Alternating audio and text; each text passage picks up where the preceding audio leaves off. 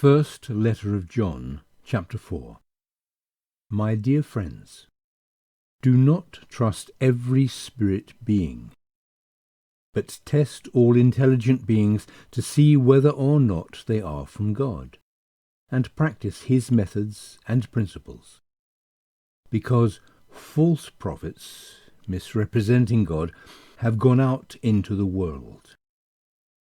Here is one way you can recognize the Spirit of God. Every intelligent being who comes from God will proclaim that Jesus Christ has come to earth in our humanity and perfectly revealed the Father. But every intelligent being that does not proclaim that Jesus is the perfect revelation of the Father is not from God.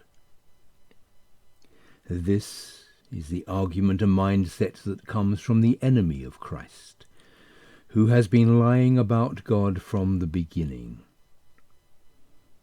You have heard that false pictures of God and false purposes of the cross would come.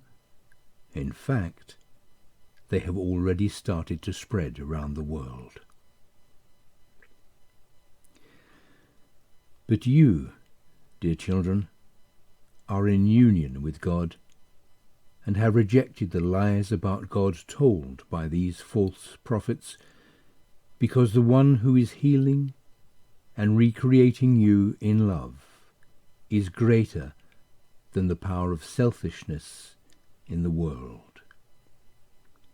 These false prophets originate from the world and therefore present a fallen human view of God, portraying him as a being who imposes law, inflicts punishment, and requires appeasement.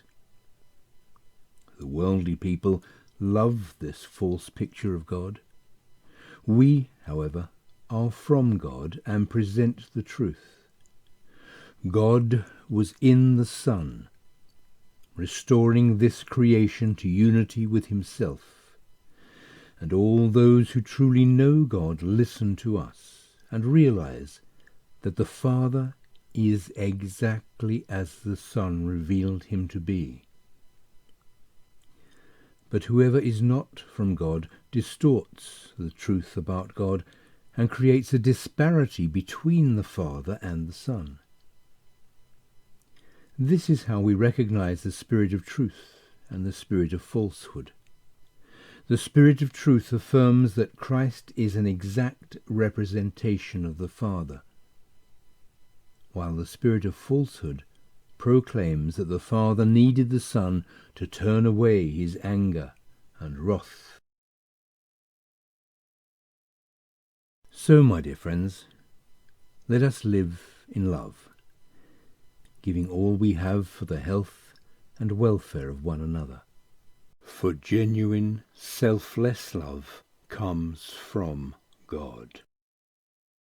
Everyone who loves as Christ loves has been healed and recreated in heart and mind, and restored to intimate oneness with God. But whoever does not love others more than self has not been healed, and doesn't even know God, as God is love. God showed his love to us in this: he sent his one and only Son as a real human being into this selfish world, that we might be healed and restored into unity with God through him. This is what real love is. It is not that we have loved God, or that we have done something to get him to love us, but that he loved us so much that he sent his Son to become the remedy and cure for the infection of sin and selfishness, so that through him we might be restored into perfect unity with God. Therefore, my dear friends, since God is love, and since he loves us so much, we should also accept his cure and be transformed and love one another. no mortal has truly seen God. But if we love one another as God has loved us, then God lives in us, and we see his perfect character of love lived out in us. We know that we have been restored to oneness with God and have his character reproduced within us because his Spirit lives in us.